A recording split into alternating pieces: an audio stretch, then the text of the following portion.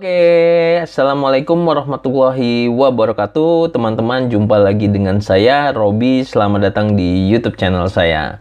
Nah, pada pembahasan kali ini, saya akan coba share informasi, yaitu topiknya adalah kenapa sih dosen kamu jarang membalas chat messenger kamu.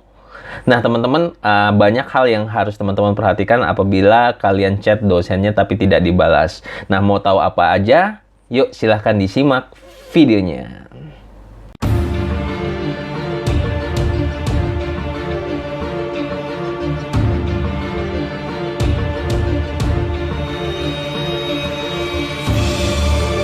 Oke, teman-teman semua, seperti yang saya jelaskan di video awal tadi, saya akan coba sharing ke teman-teman mahasiswa, yaitu tentang topik kenapa sih dosen Anda tidak pernah membalas chat Anda. Mungkin ada faktor-faktor yang bakalan saya coba jelaskan, saya coba sebutkan satu persatu. Tapi sebelum masuk ke pembahasan, jangan lupa untuk subscribe YouTube channel saya, share, like, serta komen, serta follow Instagram saya di @robilendra. Oke, teman-teman semua, seperti yang saya jelaskan tadi, ada banyak alasan dosen kamu itu ketika di chat via WA, Telegram, Line, atau yang lainnya itu tidak membalas. Mungkin bukan sombong ya, mungkin ada beberapa hal yang memang ada faktor-faktor yang memang teman-teman mahasiswa nggak tahu. Nah, silahkan teman-teman tonton videonya.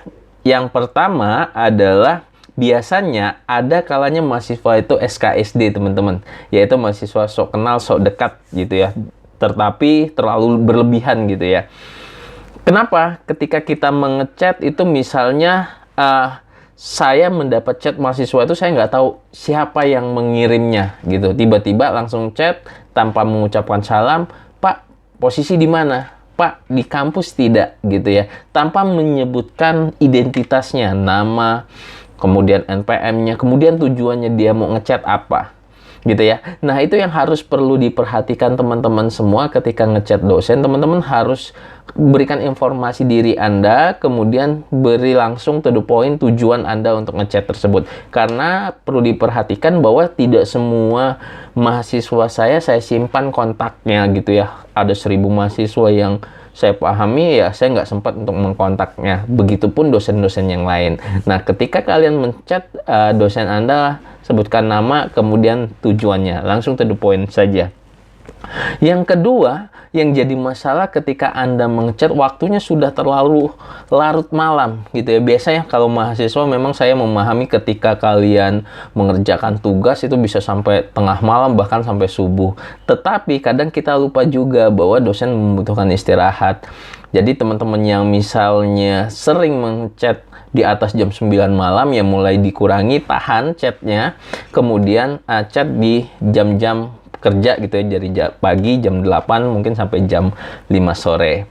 Yang ketiga adalah biasanya dosen itu mengingat bahwa mahasiswa yang ngechat saya ini, ketika dulu saya chat, sebagai informasi, dosen yang ngechat itu dia tidak merespon dengan baik gitu ya. Misalnya contoh, saya memberikan informasi ini ada magang di sebuah perusahaan ke mahasiswa, dan dia jawabnya singkat saja, ya, atau emotikonnya gini aja, atau terima kasih Pak gitu, tanpa memberikan respon yang sangat baik ketika si dosen chat. Nah, mungkin kebalikannya, ketika Anda chat, ya dosen membuat membuat semacam pembalasan untuk tidak merespon jawaban WA kamu gitu ya. Kemudian yang selanjutnya, ada juga nih mahasiswa yang ngechat dosennya itu bernada, atau kalau kita asumsikan chatnya tersebut seperti bernada mengatur atau memerintah gitu ya. Misalnya contoh, ketika udah mau selesai pengumpulan nilai akhir gitu ya, keluar nilai akhirnya, ada mahasiswa nih yang ngechat, Pak, kok nilai UAS saya cuman segini? Atau nilai akhir saya kok cuman segini, padahal saya selalu kuliah, tugas ngerjain, kemudian masuk terus, dan seterusnya. Nah, itu adalah chat yang memang bernada mengatur, memerintah, kok saya gitu ya untuk diperintah si dosennya gitu, atau mahasiswa yang memerintah dosennya. Nah, kalau ada masalah-masalah teknis seperti itu, teman-teman langsung temui dosennya. Alangkah lebih baiknya langsung ketemu, tunggu kasih bukti-bukti ketika teman-teman merasa oh nilai tugasnya harusnya segini, segini, dan segini gitu. Jangan menggunakan chat gitu ya, karena chat sekali lagi itu adalah asumsi. Mungkin kalian tidak berpikirnya seperti itu, tetapi dosen mengasumsikannya yang lain. Kemudian yang kelima itu adalah isi chat dari mahasiswa itu huruf besar semua. Mungkin ada juga yang hurufnya dibolak-balik gitu ya. Huruf besar jadi huruf kecil jadi huruf besar, huruf O jadi angka 0 dan seterusnya. Itu yang sulit dosen membacanya dan males sebenarnya untuk membacanya. Jadi kalau teman-teman mau ngechat dosen ya bedakan antara chatan Anda, ketikan chat Anda ke teman-teman dan ke dosen gitu ya. Jadi harus diperhatikan, karena balik lagi, dosen itu kalau misalnya ada salah satu event, misalnya mengeluarkan final score untuk semester gitu ya, biasanya yang ngechatnya itu nggak 1-2, bisa 20, bisa 30. Nah, kalau kalian pakai huruf besar semua, udah tidak bakal ditanggapi lagi sama dosen kamu.